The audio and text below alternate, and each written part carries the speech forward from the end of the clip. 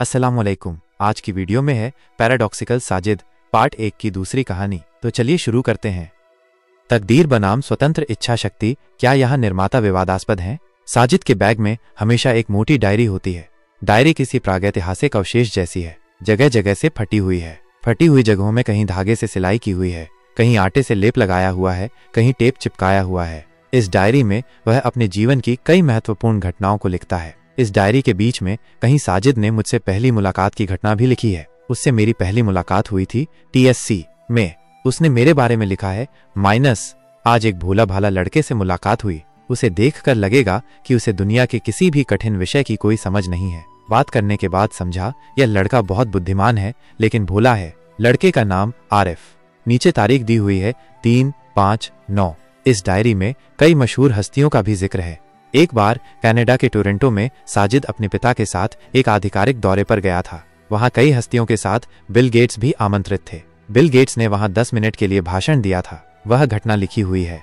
जाफर इकबाल से साजिद की एक बार पुस्तक मेले में मुलाकात हो जाती है। उस पुस्तक मेले में जाफर सर की किताब एक टुखानी विज्ञान की दूसरी किश्त आरो एक टुखानी विज्ञान प्रकाशित हुई थी। साजिद जाफर सर की किताब खरीद कर बाहर निकलते समय जाफर सर से मिलता है। साजिद सर का एक ऑटोग्राफ लेकर सर से हंसते हुए पूछता है, सर एक टुखानी बिजना मिली, इसके बाद मिली आरो एक टुखानी बिजना, इसके बाद आरो एक टुखानी बिजना कब मिल रही है? उस दिन जाफर सर ने मीठी हंसी के साथ कहा था, मिलेगी। अपने साथ घटी ऐसी कई घटनाएं साजिद की डायरी में दर्ज हैं। साजिद की डायरी मैंने पूरी पढ़ी हुई थी, लेकिन सेमेस्टर फाइनल करीब आने से पिछले कुछ दिनों से उसकी डायरी मैंने नहीं पढ़ी थी। वैसे डायरी मैं छुप छुप कर ही पढ़ता हूँ। उस दिन 3rd सेमेस्टर की आखिरी परीक्षा देकर मैं कमरे में आया। आकर देखा साजिद घर पर नहीं है। उसकी मेज पर उसकी डायरी खुली पड़ी है।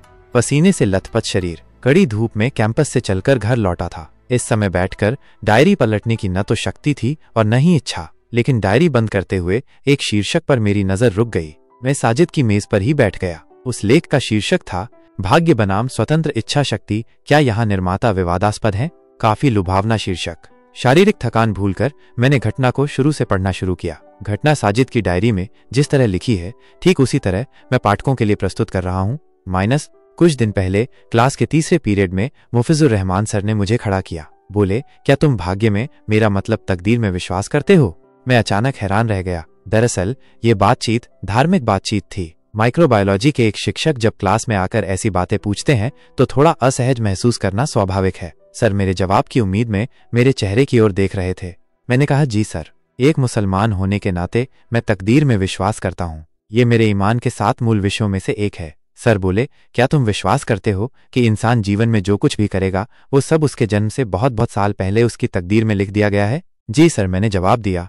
कहा जाता है निर्माता की इच्छा के बिना पेड़ का एक छोटा पत्ता भी नहीं हिलता, है ना? जी सर। मान लो आज सुबह मैंने एक आदमी का खून कर दिया, क्या ये मेरी तकदीर में पहले से तय नहीं था? जी था। जब मेरी तकदीर लिखी जा रही थी तब क्या मैं जीवित था? नहीं था। मेरी तकदीर किसने लिखी या किसके निर्देश पर लिखी गई? निर्माता की। तो सीधा और सरल तर्क यही कहता है, आज सुबह जो खून मैंने किया है वो दरअसल मैंने नहीं किया। मैं यहाँ सिर्फ एक रोबोट हूँ। मेरे अंदर एक प्रोग्राम निर्माता ने सेट कर दिया है। उस प्रोग्राम में लिखा था कि आज सुबह मैं एक आदमी का खून करूंगा, इसलिए मैंने ठीक वही किया जो मेरे लिए निर्माता ने पहले से तय कर रखा था। इसमें मेरा कोई हाथ नहीं है। Do you agree Sajid? कुछ हद तक मैंने जवाब दिया।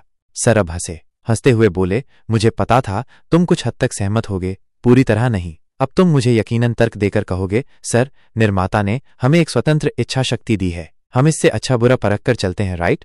जी सर। लेकिन साजिद, ये बहुत ही घटिया तर्क है, मान लो मैंने तुम्हारे हाथ में बाजार की एक लिस्ट दी। लिस्ट में जो कुछ भी खरीदना है वो सब लिखा है। अब तुम बाजार करके लौटे। तुमने ठीक वही खरीदा जो मैंने लिस्ट में लिखा था और तुम ये करने के लिए बाध्य हो। इतना कहकर सर ने मुझसे पूछा, समझ रहे हो? मैंने कहा, जी सर। Very good. मान लो तुम बाजार करके आने के बाद किसी ने पूछा, साजिद ने क्या क्या खरीदा है? तब मैंने जवाब दिया, उसे जो खाने का मन किया उसने वही खरीदा है। बताओ, क्या मैंने सच कहा है? मैंने कहा, नहीं, आपने झूठ कहा है। सर चिल्लाकर बोले, exactly, you have got the point my dear. मैंने झूठ कहा है। मैंने लिस्ट में पहले ही कह दिया था तुम्हें क्या क्या खरीदना है। तुमने ठीक वही खरीदा जो मैंने खरीदने को कहा। जो खरीदा सब मेरी पसंद की चीजें हैं। अब अगर मैं कहूं उसे जो खाने का मन किया उसने वही खरीदा है तो ये सरासर झूठ है ना? जी सर। ठीक निर्माता ने भी ऐसे ही झूठ कहा है, धोखाधड़ी की है। उन्होंने बहुत पहले हमारी तकदीर लिखकर हमारे गले में लटका दी है। अब हम वही करते हैं जो निर्माता ने उसमें लिख रखा है। फिर भी at the end of the day इस काम के लिए कोई जन्नत में जा रहा है, कोई जहन्नम में। लेकिन क्यों? इसमें इंसान का तो कोई हाथ नहीं है। मैनुअल निर्माता का बनाया हुआ है। हम तो बस परफॉर्मर हैं। स्क्रिप्ट राइटर तो निर्माता है। निर्माता इसके लिए हमें किसी को जन्नत किसी को जहन्नम नहीं दे सकते। तर्क यही कहता है। ठीक। मैं चुप रहा। पूरी क्लास में पिनपतन सन्नाटा पसरा हुआ था। सर बोले, have you any proper logic on that typical question dear? मैं थोड़ी देर चुप रहा। सर मुस्कुराए। लगा उन्होंने मान लिया है कि उन्होंने मुझे इस बार सचमुच पस्त कर दिया है। विजेता की मुस्कान। जो लोग मुझे जानते हैं वे जानते हैं कि मैं कभी किसी सवाल का जवाब देने में देर नहीं करता। आज चूंकि इसका अपवाद हुआ, मेरे दोस्त मेरी ओर टकटकी लगाए देखने लगे। उनकी नजरें देखकर लग रहा था इस साजिद को वे पहचानते ही नहीं, कभी देखा ही नहीं। और क्लास में मेरे विरोधी विचारों वाले जो लोग थे उनके चेहरे उस पल में चमक उठे। वे शायद मन ही मन कहने लगे, मुल्ला की दौड़ वहीं मस्जिद तक ही। हा। मैंने सर की ओर देखा। हल्की मुस्कान सर के चेहरे पर अब भी थी। मैंने कहा, सर इस क्लास में किसके बारे में आपकी क्या राय है? सर चौंक गए। सर ने क्या पूछा और मैं क्या कह रहा था? सर बोले, समझा नहीं। मतलब हमारी क्लास में किसकी कितनी प्रतिभा है उसके बारे में आपकी क्या धारणा है? अच्छी धारणा। छात्रों के बारे में एक शिक्षक को ही तो सबसे अच्छी जानकारी होती है। मैंने कहा, सर आप बताइए इस क्लास में कौन कौन फर्स्ट क्लास और कौन कौन सेकंड क्लास पाएगा? सर कुछ हैरान हुए। बोले, मैंने तुमसे दूसरे विषय पर सवाल पूछा है। तुम आउट ऑफ कॉन्टेक्स्ट में जाकर पलट सवाल कर रहे हो साजिद। नहीं सर, मैं कॉन्टेक्स्ट में ही हूं। आप जवाब दीजिए। सर बोले, इस क्लास से रेहान, मुमताज, फरहाना, सजीब, वारिस, इफ्ती, सुमन, जावेद और तुम फर्स्ट क्लास पाओगे और बाकी सब सेकंड क्लास। सर ने जिनके नाम लिए थे वे सभी क्लास के ब्रिलियंट छात्र थे, इसलिए सर का अनुमान बहुत गलत नहीं था। मैंने कहा, सर क्या आप यह लिखकर दे सकते हैं? क्यों नहीं, सर बोले। ये कहकर उन्होंने खर करके एक कागज के एक तरफ फर्स्ट क्लास पाने वालों के नाम, दूसरी तरफ सेकंड क्लास पाने वालों के नाम लिखकर मेरे हाथ में दिए। मैंने कहा, सर मान लिया कि आपकी भविष्यवाणी पूरी तरह सच हुई है, मतलब आपने फर्स्ट क्लास पाएगा कहकर जिनके नाम लिखे हैं वे सभी फर्स्ट क्लास पाए हैं और जिन्होंने सेकंड क्लास पाएगा लिखा है वे सभी सेकंड क्लास पाए हैं। तो अब सर बताइए, तो जो फर्स्ट क्लास पाए हैं क्या आपने इस कागज में उनके नाम लिखे थे इसीलिए वे फर्स्ट क्लास पाए हैं? नहीं तो जो सेकंड क्लास पाए हैं क्या वे सेकंड क्लास पाएंगे इसीलिए आपने इस कागज में लिखा था कि वे सेकंड क्लास पाए हैं? सर बोले, बिल्कुल नहीं। तो मुख्य बात क्या है सर? सर बोले, मुख्य बात यह है कि मैं तुम्हारा शिक्षक हूं। मैं बहुत अच्छे से जानता हूं कि तुम पढ़ाई में कैसे हो। मैं बहुत अच्छे से जानता हूं कि किसकी कितनी प्रतिभा है, इसलिए मैं आंखें बंद करके बता सकता हूं कि कौन कैसा रिजल्ट करेगा।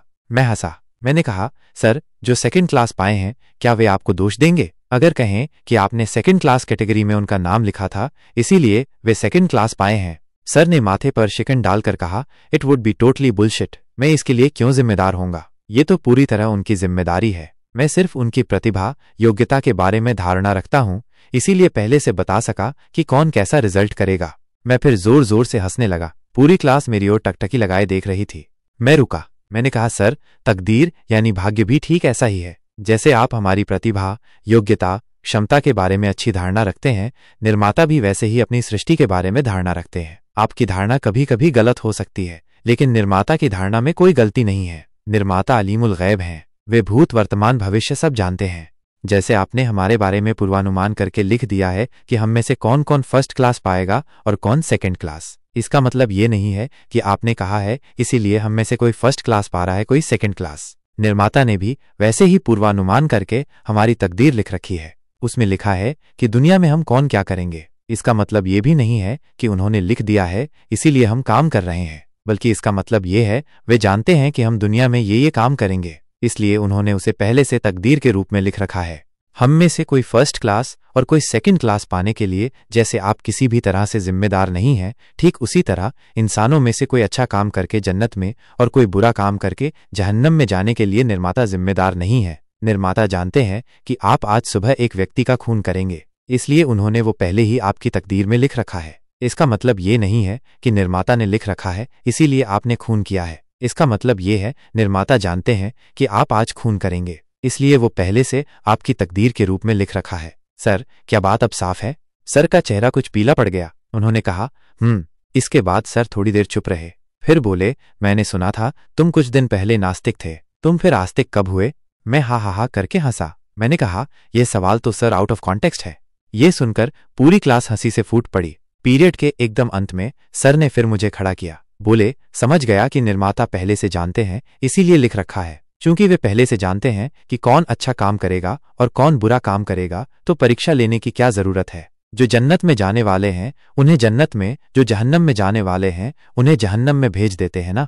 मैं फिर हंसा। मेरे हाथ में सर का लिखा हुआ कागज अब भी था। मैंने वो सर को दिखाकर कहा, माइनस सर, इस कागज में कौन कौन फर्स्ट क्लास पाएगा और कौन कौन सेकंड क्लास पाएगा उनके नाम लिखे हैं, तो इस कागज के आधार पर ही रिजल्ट दे दीजिए। अतिरिक्त परीक्षा क्यों ले रहे हैं? सर बोले, परीक्षा न लें तो कोई शायद ये शिकायत कर सकता है कि सर ने मुझे जानबूझकर सेकंड क्लास दिया है। परीक्षा देता तो मैं शायद फर्स्ट क्लास पाता। मैंने कहा, बिल्कुल सही सर। निर्माता भी इसलिए परीक्षा ले रहे हैं ताकि कोई ये न कह सके दुनिया में परीक्षा की व्यवस्था होती तो मैं निश्चित रूप से आज जन्नत में होता। निर्माता ने जानबूझकर मुझे जहन्नम में भेजा है। क्लास के सभी लोग ताली बजाने लगे। सर बोले, Sajid, I have a last question. Definitely sir. मैंने कहा, अच्छा, जो इंसान पूरे जीवन में बुरे काम ज्यादा करता है वो कम से कम कुछ न कुछ अच्छे काम तो करता है ना? जी सर। तो इन अच्छे कामों के लिए ही तो उसे जन्नत में जाना चाहिए, है ना? मैंने कहा, सर, पानी कैसे बनता है? सर फिर हैरान हुए। शायद कहने जा रहे थे कि ये सवाल भी आउट ऑफ कॉन्टेक्स्ट है, लेकिन क्या सोचकर चुप हो गए। बोले, 2 भाग हाइड्रोजन और 1 भाग ऑक्सीजन के मिश्रण से। मैंने कहा, क्या आप 1 भाग हाइड्रोजन और 1 भाग ऑक्सीजन से पानी बना पाएंगे? कभी नहीं। ठीक वैसे ही 1 भाग अच्छे काम और 1 भाग बुरे काम से जन्नत नहीं मिलती। जन्नत पाने के लिए या तो तीनों भाग अच्छे काम होने चाहिए या 2 भाग अच्छे काम 1 भाग बुरे काम होने चाहिए, यानी अच्छे कामों का पलड़ा भारी होना जरूरी है। उस दिन सर ने मुझसे कोई और सवाल नहीं पूछा। मैंने एक सांस में पूरा पढ़ लिया, कहीं भी एक पल के लिए भी नहीं रुका। पढ़कर जैसे ही साजिद की डायरी बंद करने वाला था तभी देखा पीछे से साजिद आकर मेरा कान पकड़ लिया। वह बोला, तू तो बहुत बड़ा चोर है। मैं हंसा। मैंने कहा, हा, सर को तो खूब परेशान किया तूने यार। उसने ये बात सुनी नहीं, ऐसा लगा। अपनी किसी भी तारीफ को वह गंभीरता से नहीं लेता। गमछे से मुंह पोंछते हुए वह खाट पर लेट गया। मैंने उसके कंधे पर हाथ रखा। मैंने कहा, साजिद, एक बात कहूं? बोल। जानता है, एक समय में युवा हिमेश रेशमिया बनना चाहते थे। पीले कुर्ते पहनकर रेगिस्तान में गड्ढे खोदकर चांदनी देखने का सपना देखते थे। देखियो, एक दिन ऐसा आएगा जब युवा साजिद बनना चाहेंगे, ठीक तेरे जैसा। ये कहकर मैंने साजिद की ओर देखा। तब तक वो सो गया था। गहरी नींद